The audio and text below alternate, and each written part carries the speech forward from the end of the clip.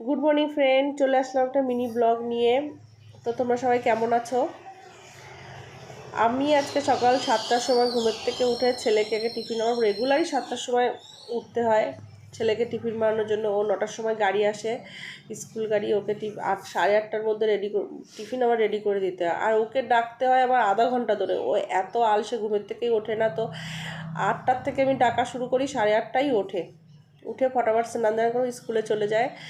আর আজকে আমি ওর টিফিনে দেবো পরোটা আর ডিমের ভুজিয়া।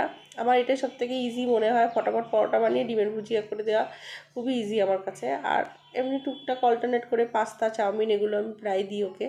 তো 2-3 দিন প্রায় পরোটাই আমি ওকে দিই। আর ওকে স্কুলে পাঠিয়ে দিয়ে ছোটো ছেলেকে ডেকে ওকেও আমি স্কুলে পাঠাবো। ওকে স্কুলে পাঠিয়ে আমার অনেক কাজ, আজকে জামা কাপড় ধুয়েছি অনেকগুলো। একদম আবহাওয়া ভালো না, মেঘলা মেঘলা আবহাওয়া, এই জন্য মনে হয় একটু গরম, একটুকু গরম লাগছে।